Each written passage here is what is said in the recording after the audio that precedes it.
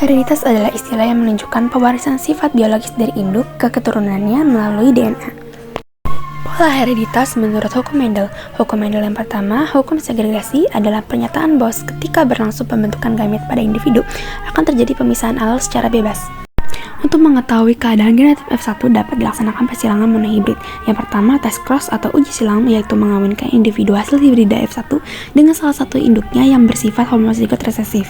Tujuan uji silang ini untuk mengetahui keadaan genotip suatu individu apakah homozigot atau heterozigot. Lalu yang kedua ada back cross atau silang balik, yaitu mengawinkan individu hasil hibrida F1 dengan salah satu induk, baik induk homozigot dominan atau tujuannya back cross adalah untuk mengetahui genotip induknya.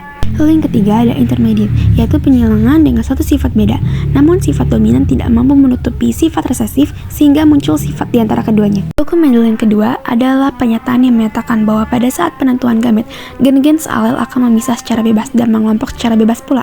Ini adalah persilangan kacang arcis biji bulat B besar, warna kuning K besar dengan kacang arcis biji kisut B kecil dan warna hijau K kecil. Hasilnya F1, lalu setelah itu F1 disilangkan dengan samanya menghasilkan keturunan F2. Dengan rasio fenotip 9 bulat kuning banding 3 bulat hijau banding 3 kisut kuning banding 1 kisut hijau. Hasil penelitian Mendel yang pertama, tiap sifat menurun makhluk hidup dikendalikan oleh sepasang faktor keturunan, yaitu gen, yaitu salah satu dari induk jantan dan satu dari induk betina. Yang kedua, tiap pasangan faktor keturunan menunjukkan sifat alternatif pasangan yang sekarang disebut alel. Bila kedua bentuk faktor berbeda, maka hanya faktor yang dominan lebih kuat yang akan terlihat, dan faktor resesif lemah tidak terlihat.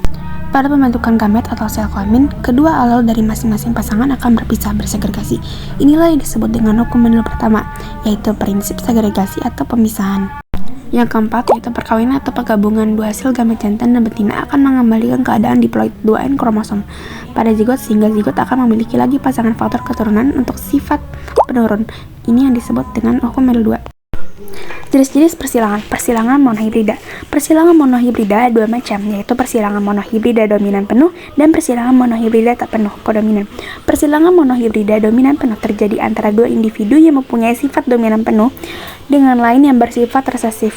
Hasil F1 seragam dengan genotip dan fenotip semua keturunan F1 sama, umumnya mengikuti fenotip induk yang dominan. Apabila persilangan dilanjutkan dengan menyilangkan individu sesama F1 akan dihasilkan keturunan kedua atau F2 dengan 3 macam genotip, A besar A besar, A besar A kecil, A kecil A kecil, dan ada 2 macam fenotip dengan perbandingan 3:1. Misalnya pada kacang ercis Pisum sativum berbatang tinggi A besar disilangkan dengan yang berbatang pendek A kecil, maka keturunannya adalah kacang ercis dengan genotip A besar A kecil dan berfenotip batang tinggi, karena batang tinggi adalah sifat dominan.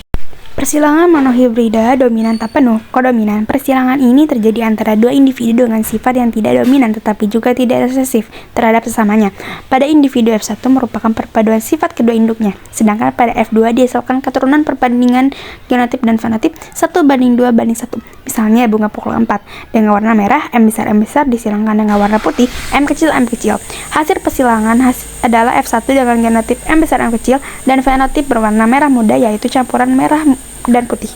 Lalu ada persilangan dihibrida. Persilangan dihibrida adalah persilangan antara dua individu dengan memperhatikan dua sifat yang berbeda. Persilangan ini menghasilkan individu F1 yang seragam, yaitu semua keturunannya terdiri dari satu macam genotip dan satu macam fenotip.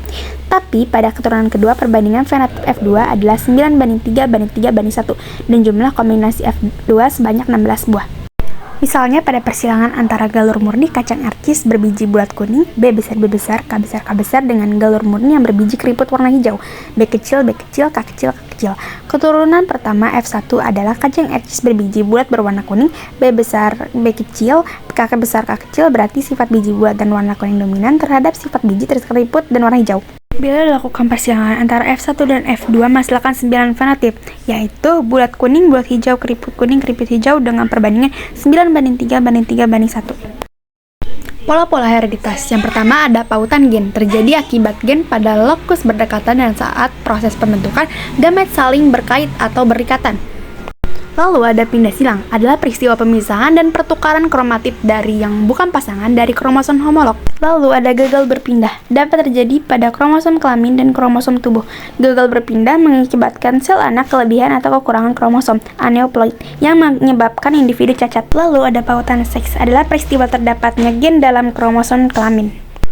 Lalu ada gen letal, adalah gen yang mengakibatkan kematian jika dalam keadaan homozigot. Lalu ada determinasi seks, dapat dilihat pada tabel berikut.